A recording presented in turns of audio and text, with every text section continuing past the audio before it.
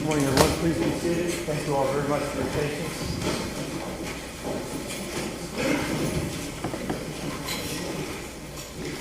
Good morning to all of you. For the record, State of Ohio versus Tracie Hunter, case number B1400110.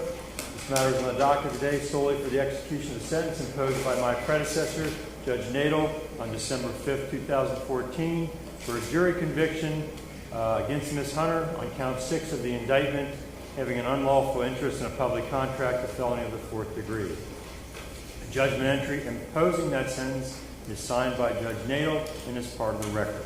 Mr. Singleton, Ms. Branch, you represent Ms. Hunter, is that correct? That's correct, Your Honor. Good morning. Yes, Your Honor. Thank you. And Mr. Crosswell, you're here on behalf of the state, is that correct? I am, Your Honor. All right, thank you. Thank you all for being here. I will point out, as most people here know, this is not a sentencing hearing. It is not a resentencing hearing. The sentence has already been imposed by Judge Nadel on December 5th, 2014. My job is solely to follow the law, abide by the rule of law, and execute the imposed sentence. But before we get to that, there are two things. First of all, I have in my hand a letter, which I've not shared with counsel because obviously everything needs to be on the record. It was hand-delivered to me moments ago from the Hamilton County Prosecutor, Joe Dieters. I will read it for the record. Dear Honorable Patrick Dinkelhofer, you and I have known each other professionally and personally for almost 40 years.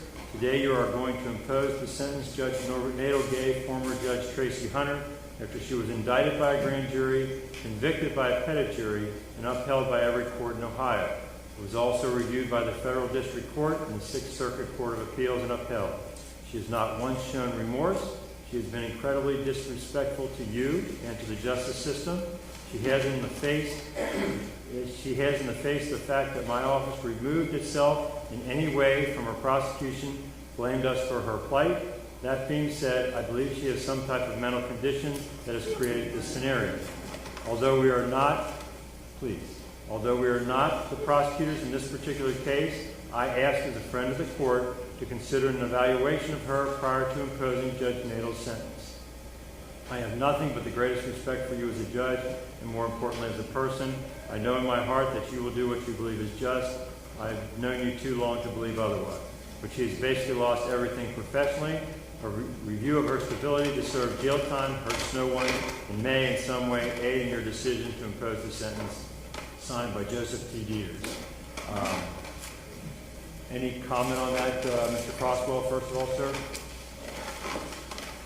Your Honor, I would endorse those comments. Okay. Thank you, sir. Mr. Singleton? Oh, yes, I want to be heard on this. Okay. Judge, I can't believe that Joe Dieters would ask for her to be evaluated. In the letter, there's reference to her not showing remorse. Here's why there's not remorse. First of all, Mr. Singleton, with all due respect, you can. I'll certainly give you a chance to say anything you'd like. I'm just talking about whether or not you believe this is something appropriate for me to do. No, Okay. absolutely not. I appreciate that. Absolutely not. And if I could just say more, I'd like to. The reason I say absolutely not is, first of all, both Jennifer Branch and I have worked very closely with Judge Hunter. There is no issue whatsoever, not in the slightest, about her not being competent or understanding what's going on. Absolutely nothing. She has been very helpful to us as we have litigated her case up to the Ohio Supreme Court and in federal habeas. So that's number one.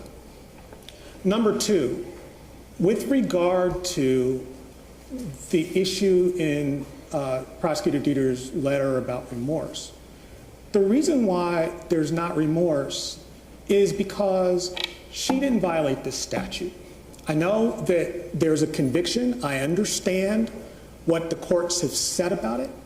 But under the plain language of this statute, she is not guilty of securing the authorization of employment, period. And we plan to file a motion to dismiss. I would ask the court not to impose sentence today, to give us a chance to do that.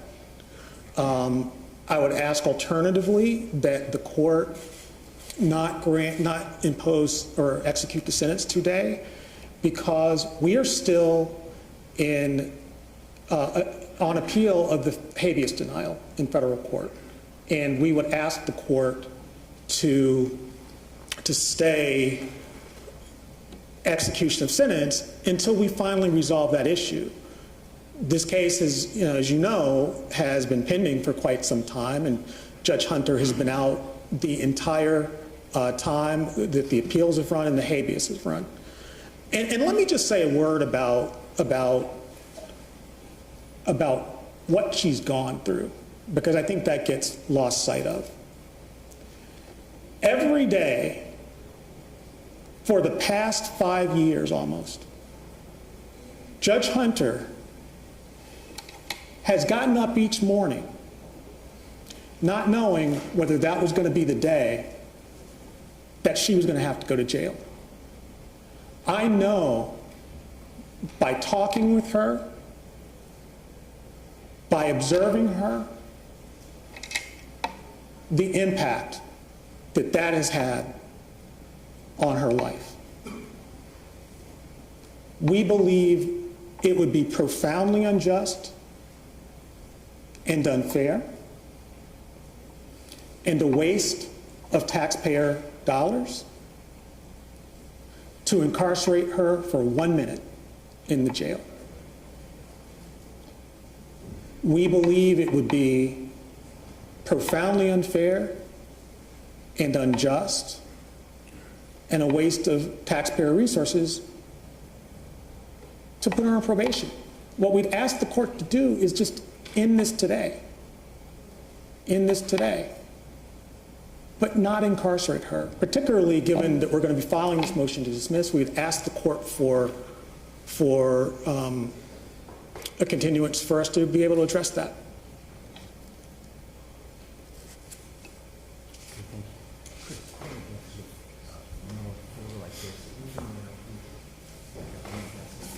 Thank you, Your Honor. Thank you, Mr. Singleton. Your Honor, if I might. I'm sorry, Ms. Croswell. Ms. Braintree, do you want to say anything in regards to Mr. Dieter's letter? Your Honor, everything that Mr. Singleton just said is true. Tracie does not have any mental condition, does not need an evaluation. I appreciate that. Thank you. Mr. Croswell? Your Honor, if I might, simply in response to the letter, Mr. Singleton indicated that he did not believe, or that he did believe that Ms. Hunter was competent to stand trial. I would agree with that. I don't believe that Mr. Dieter's letter is speaking to the issue of whether she was competent to stand trial or whether she was legally insane for purpose of the trial. No one has raised that issue, and it's not even been considered. I believe that the letter that Mr. Dieters has written and that I, when you asked, endorsed, was a letter which asked to have an evaluation for the purpose of sentencing. And I would say that that has nothing to do with the competency issue, and it is rather, it is not uncommon for the courts in trying to determine an appropriate judgment to order a pre-sentence investigation and to order, in addition to that, a clinic evaluation to determine if there are any services that are needed or if there are any issues that present themselves. So that, certainly it's up to the court, but that part of the letter that Mr. Dieters wrote is the part that I endorse, and I think it was solely for the purpose of sentencing, not to question competency in this case. I appreciate that. And since the defense counsel has indicated that they do not wish for me to proceed in that manner, I will certainly not do that. I do appreciate the concerns Mr. Dieter has extended, but that is something that we're not going to proceed with. The other thing I do need to do before we get to the other aspect of this case is I thought about this for a long time. And on behalf of the justice system, preservation of the independence of the judiciary in the spirit of transparency and to comply with the dictates of Ohio Code of Judicial Conduct, I'm going to state the following. In no way, shape, or form is this to be held in any way against Ms. Hunter, but I want to point out for the last several weeks, I have received at my home at my home, not here in the courthouse, at my home. 45 postcards from people, some of them signed, a few, some of them with return addresses, a few, but most of them anonymous. So when my wife got the mail, she looks at them, of course. She becomes concerned. I'm not going to read them all, obviously, but again, in complying with what I think is law, and so no other judge should go through what I've gone through with these Facebook postings by certain people and whatever, okay? I'm just going to put a couple of these on the record. 7 of them start off with, I am a registered voter, okay? What is that supposed to mean? Well, whatever. I'm a registered voter, and I believe all charges should be dropped against Judge Tracie Hunter. I'm a registered voter who stands and support Judge Tracie Hunter. Drop all charges against Ms. Hunter and exonerate her now. Dear Judge Dinklager, please exonerate Judge Hunter of the charge she was falsely accused of. I'm a registered voter in Hamilton County. Judge Dinklager, exonerate Judge Hunter now. Drop all charges, restore her good name. I am a taxpayer and a registered voter. I'm a registered voter. Please let Tracie Hunter. She is innocent of all charges. As a concerned citizen and a registered voter, I urge you to exonerate Judge Tracie Hunter now. I'm a registered voter in Ohio, and I'm asking that you release Tracie Hunter of all charges. Exonerate Judge Tracie Hunter now. Judge Dinklager, Judge Tracie Hunter needs to be exonerated now. Do not delay. Cincinnati needs her to be restored right away. Hello, Judge Dinklager. I'm asking you to exonerate the Honorable Tracie Hunter from all charges at this time. If you're not able to see that she has suffered enough, I don't understand the reasoning for the time that this issue has taken. You are crucify her for making laws fair for all. Exonerate Honorable Judge Tracie Hunter. Free Judge Tracie Hunter. Would you like to be the judge that goes down in history trying to destroy someone who is doing the right thing, who is elected to serve public, especially juvenile court? Exonerate now. In the midst of this turmoil due to the injustice towards Judge Hunter, it is hoped that you who are so determined to jail her to exonerate this lady. The city is going to change according to the jail outcome. Dear sir, I do not know your religious preference, but just as the good Lord gave you a favor and spared your life as well as keeping you from incarceration when you killed that African-American woman on Central Parkway, thank you very much, please do something with Judge Hunter. You are a fraud. Thank you for your time. Hamilton County taxpayer. Judge Dinklager, we demand you drop the charges of Judge Tracie Hunter. Do it now. Exonerate Judge Tracie Hunter now. Economic boycott of Cincinnati until Judge Hunter is exonerated now. Judge Dinklager, bring back justice for Judge Tracie Hunter. Black judges matter. She made an important difference for our children. Exonerate her now. Dear Honorable Dinklager, remember you killed someone and your privilege got you off. No, I do. This came to my house, okay? See, well, you could make things right by taking your foot off the neck of former Judge Hunter, a holy woman. There are bogus claims, a bogus charge for which he is convicted. How is it you get 0 jail time, no consequence for killing someone, and Pastor Hunter loses her good name and does jail time? God bless America, Hamilton County taxpayer. And the last one I'll read. Honorable Judge Dinklager, boy, that is used. Perhaps perhaps do one good thing before you meet the Maker in the sky. Since you are a killer, maybe doing something right for points will help your eternal judgment. Exonerate Pastor Hunter and former Judge Tracie Hunter. I know you will not, but you will not be able to tell your white Jesus that you were not asked. Sincerely, Cincinnati taxpayer.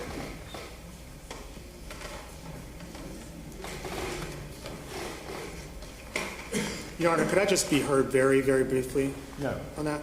Having said that, I now refer to Rule 2.4 of the Ohio Code of Judicial Conduct, external influences on judicial conduct.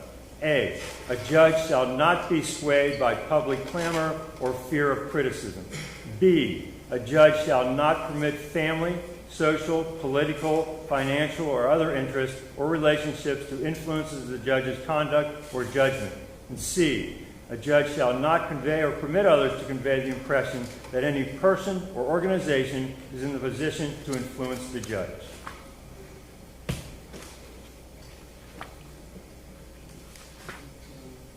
Having said that, I say to the organizer that did that, and obviously it's organized because these will be made public record. Every one of them has a label addressed to Judge Dinkelhocker at my house. The stamps are all the same. So somebody organized that for whatever reason. But I just hope no judge ever has to go through that, but be that as it may. We'll move on. I will point out that I will say to the organizer and some of the people that wrote those postcards, I don't think some of them were very Christian, but that's the way it goes. I will say to them, though, if the attempt was to intimidate me in any way, that has flat out failed. Okay? I will never, ever, ever bow to that type of pressure, veiled threats, vicious comments, lies about me, or anything else. I've been a judge for 28 years, and for the first time that I do something because somebody has threatened me or pressured me to do something, it's the last time I do it, because I'll never be a judge. I don't want to be a judge anymore. I will not violate my oath. Having said that, I do need to point out that Pastor Peterson Mingo, Councilman Christopher Smitherman, the Black Lawyers Association, the Southern Christian Leadership Conference, is signed by Edith Thrower, who I know is a very good person, and Mayor Cranley, have all written what I believe are appropriate letters to me that I have read, and I will attach what significance I can, but I wanted to put on the record that they did it appropriately and did send me letters which I have read. With that, then, we are now at the aspect of the execution of sentence. Again, they're not a hearing sentence, and I'm not even sure if it's necessary, but in the spirit of allowing everything to be done properly and making sure the due process of Ms. Hunter is taken care of, Ms. Branch or Mr. Singleton, did you want to say anything at this point? I do, Your Honor, and this perhaps might not be necessary, but the reason I popped up to respond as I was listening to those postcards was that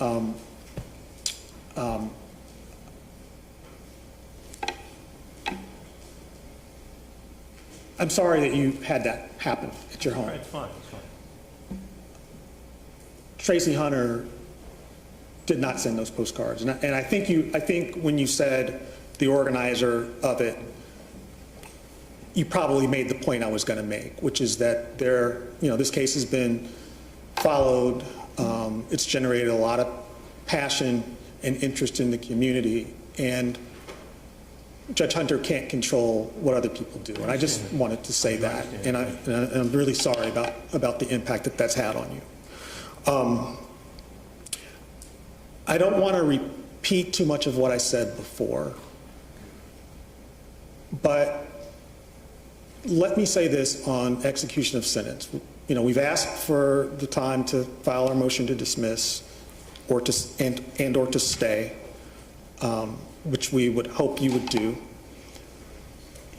If you're not going to do that, then what we're asking you to do is not send her to jail and not put her on probation. Yes, this sentence was imposed by Judge Nadel, and you said earlier that your job today is to follow the law and execute the sentence.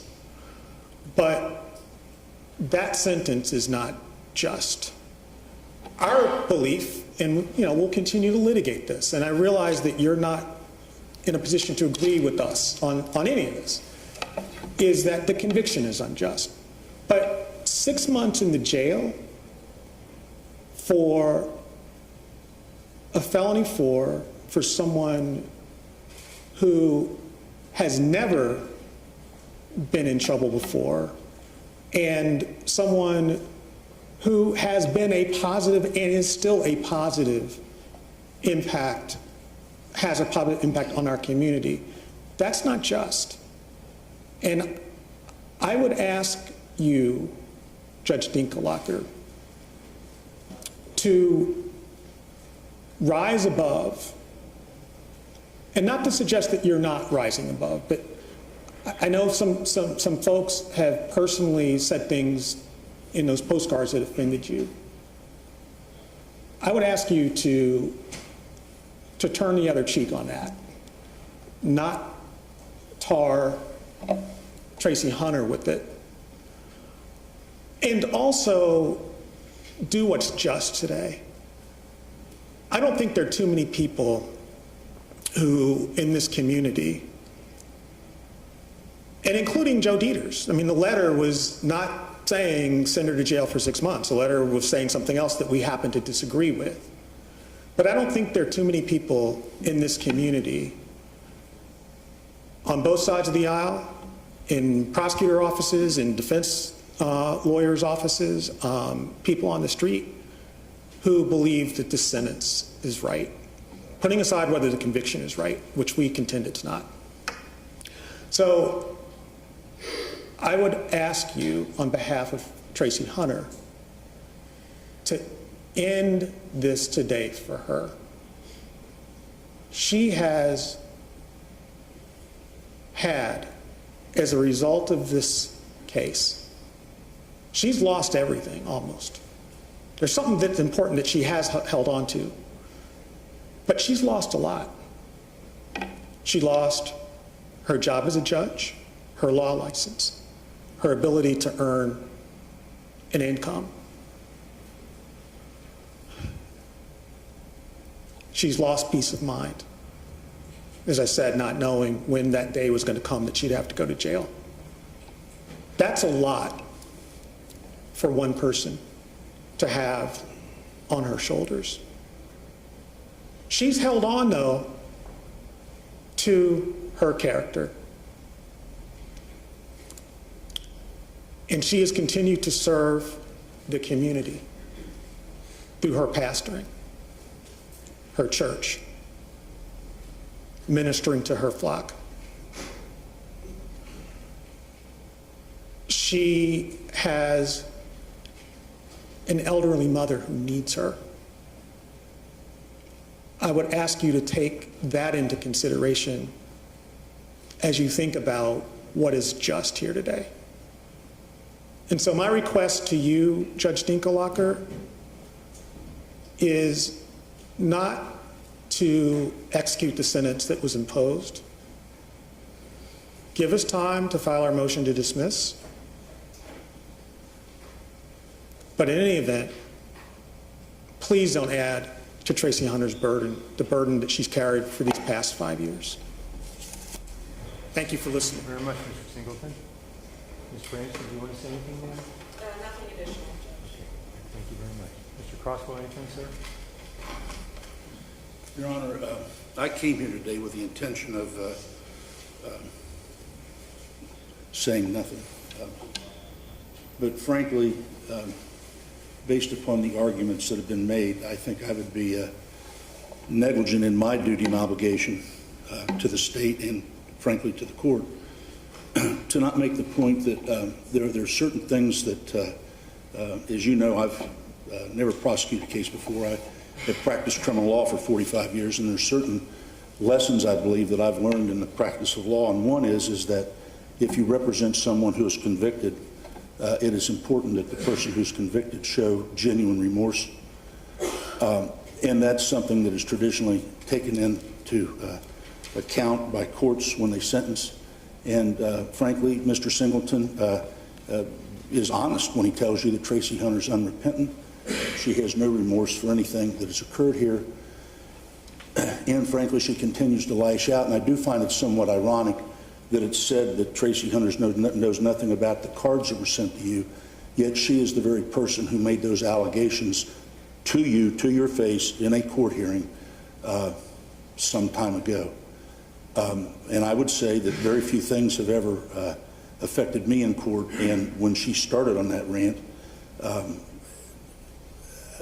I cannot describe what I felt, not only about the inappropriateness of it, the brazen disregard for respect and authority, but the frankly what I thought was malicious and vicious allegations to make against you or against any judge, and especially under the circumstances of the event that she wants to continue to rehash. Your Honor, it's ironic also that when Mr. Dieters wrote the letter asking you to at least order a mental health evaluation, and I endorsed it. I said, well, that's fine with me. It's somewhat ironic that the person who said that they did not want the mental health evaluation was Tracie Hunter herself. Now, anyone who has been in the system or around the system understands that when Mr. Dieters presumably is asking for a mental health evaluation, it arguably would be to see if there is some type of way for Tracie Hunter to avoid a jail sentence if there is a mental health issue. Yet she is the one who stands here before you today and says that she doesn't want that either. In other words, what she wants is to control the facts. What she wants to do is write the law, and what she wants to do is play by her own set of rules right up until today. I mean, right up until this very moment. And that's the very attitude and the very conduct that put her in the predicament that she's in, and frankly has caused all this pain to her and caused all this turmoil to the community. That said, the case, correctly as has been said, has been tried. A jury has convicted her.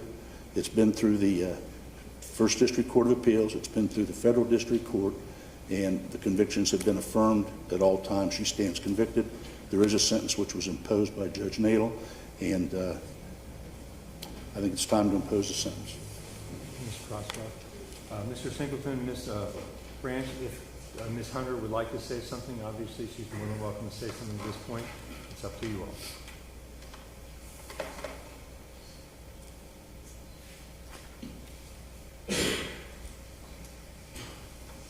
Just one moment. Yes, sir.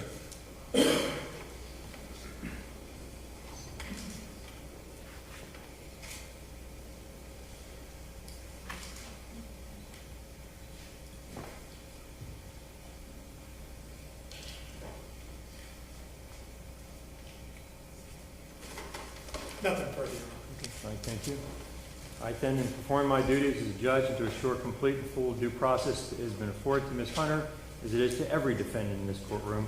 I have reviewed the entire file, including the federal aspect and the pertinent law, and just a real quick review so there's a full understanding of where we are and how we got here. This obviously was an investigation of things that allegedly were done improperly by Ms. Hunter in juvenile court. A special prosecutor was appointed by the Common Pleas Court. They did an investigation.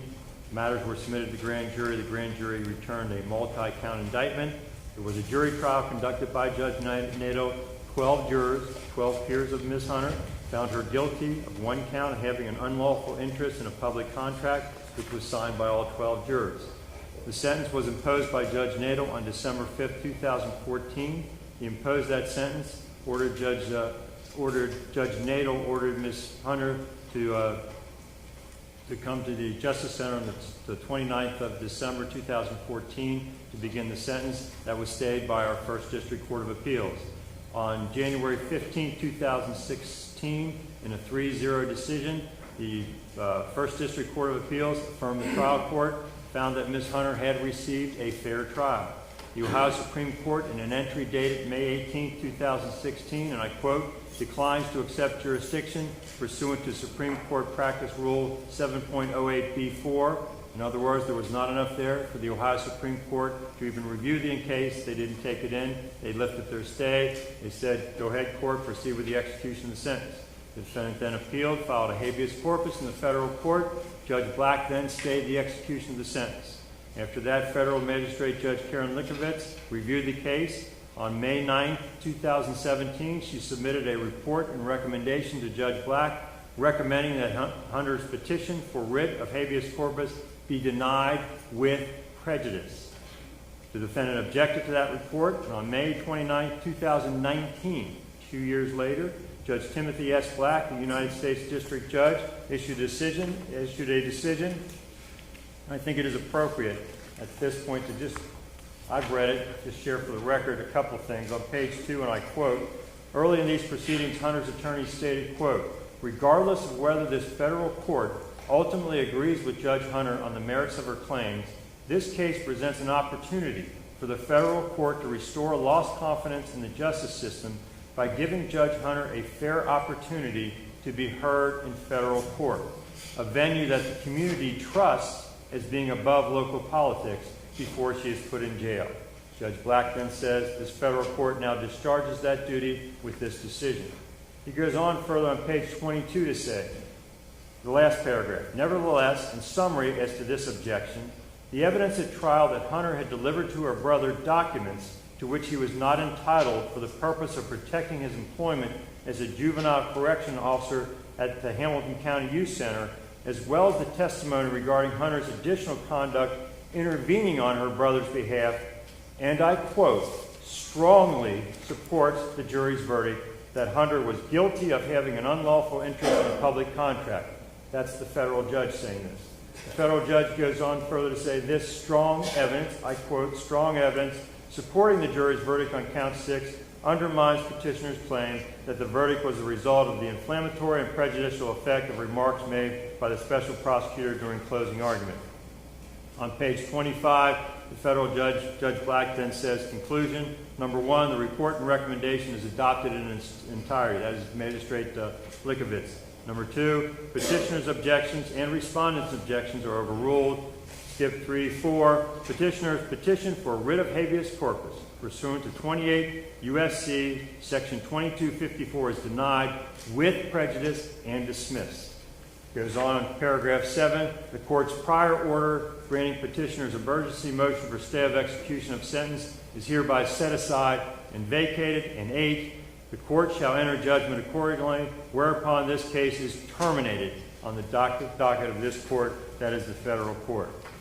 After that, because she's represented by very, very good lawyers, the lawyers then went to the Sixth Circuit Court of Appeals, where they filed for a writ of habeas corpus. I'll just read part of on the last page in their order, which was dated July 18, 2019, and I quote, Hunter has not demonstrated she is likely to succeed on the merits of her claim that she was denied a constitutionally fair trial as a result of the improper remarks by the prosecutor.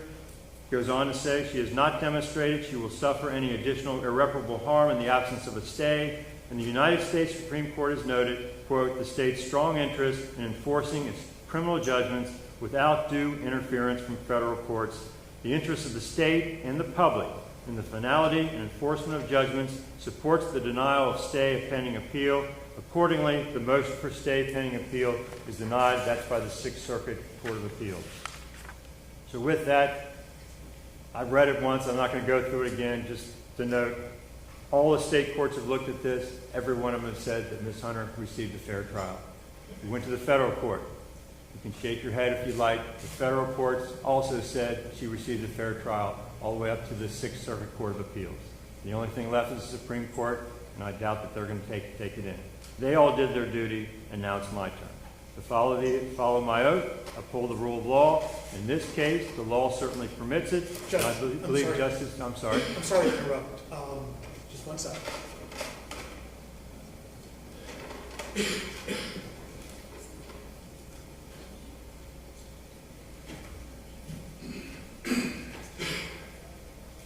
I'm sorry. That's not fine.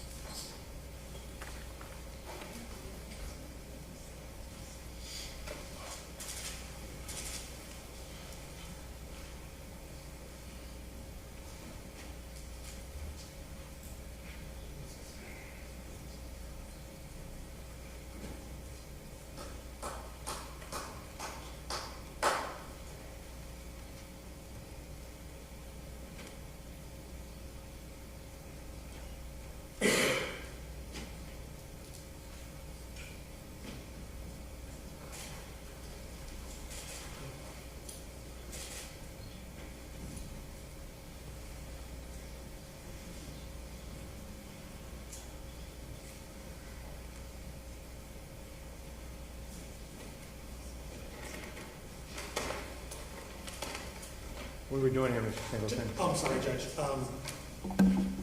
Tracie, I gave her an opportunity to speak, and that was turned down. It's not being offered now. Please have a seat. So you're denying my right as a defendant to address the court? Ma'am, please have a seat. I just want to make sure. Thank you. Thank you, ma'am. So the record should reflect again, you were offered an opportunity to speak, and you turned that down.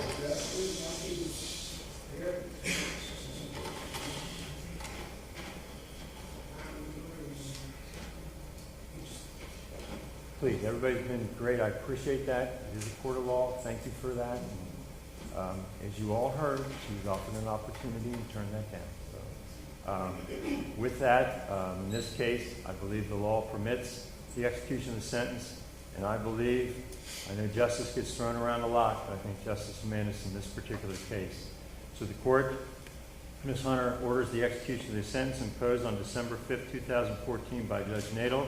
That is as follows: 1 year community control, that's non-reporting. Since you will be on community control, I will advise you, as I'm required to by law, that if you violate any of the conditions of the community control, come back in front of me. I will sentence you to 18 months, the Ohio Department of Corrections. It is a felony of the 4th degree. The conditions of the community control are real simple, as indicated in the judgment entry by Judge Nadel. Number 1, you pay the cost of these proceedings. Number 2, you are to do not violate any laws. Number 3, you are to do 6 months in the Hamilton County Justice Center, credit 1 day. Mr. or Ms. Deputy can take her away.